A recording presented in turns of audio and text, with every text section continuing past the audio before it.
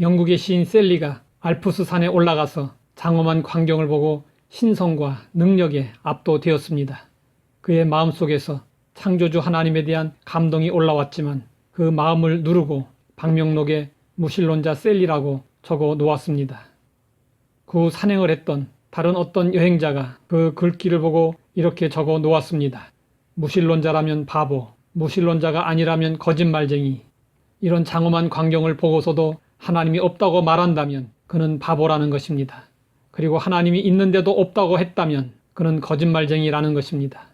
만물 속에는 하나님의 도장, 하나님의 지문이 명백하게 찍혀 있습니다.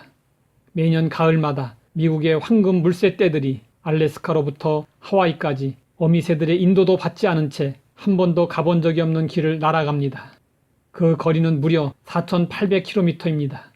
어둠, 구름, 폭풍을 뚫고 어린 새들이 하와이까지 날아가며 목적지에 정확하게 도착합니다. 누가 황금 물새떼로 하여금 이렇게 하도록 했을까요? 창조주 하나님이 하신 것입니다. 인간은 하나님의 형상과 모양대로 지음을 받았습니다. 그렇기 때문에 인간에게는 하나님을 사모하는 마음이 있습니다. 어려울 때면 본능적으로 하나님을 찾습니다. 하나님은 어려운 환경을 통해 우리가 하나님을 찾고 하나님을 가까이 하도록 인도하십니다.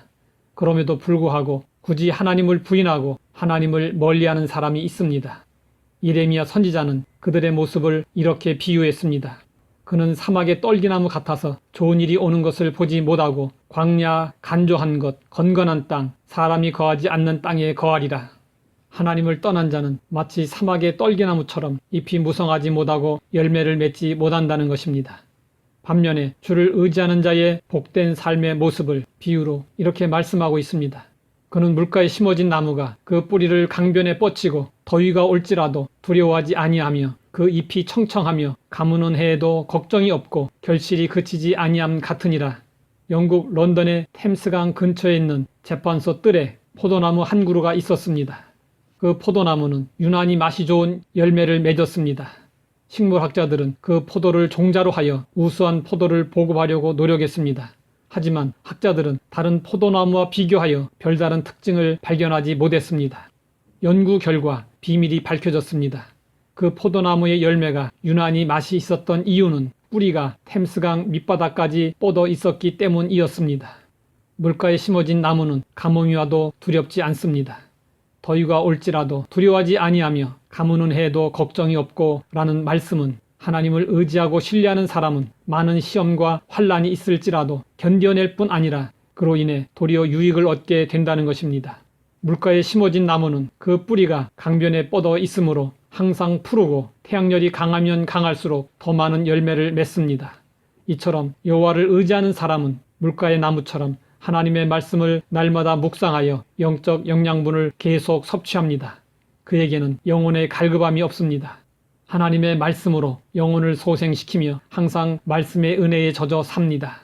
그래서 삶 속에 열매가 풍성하게 맺힙니다. 예수님은 열매 맺는 일에 대해 이렇게 말씀하셨습니다. 너희가 열매를 많이 맺으면 내 아버지께서 영광을 받으실 것이요 너희가 내 제자가 되리라. 우리가 맺을 수 있는 성령의 열매는 사랑과 실학과 화평과 오래 참음과 자비와 양선과 충성과 온유와 절제입니다. 열매는 우리가 굳게 다짐하고 노력한다고 해서 맺을 수 있는 것이 아닙니다. 우리가 하나님을 의지하고 성령을 따라 행하면 열매는 저절로 맺히게 됩니다.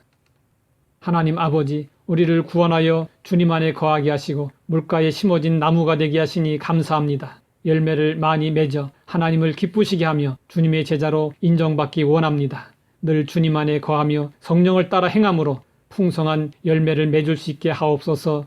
예수님의 이름으로 기도드립니다.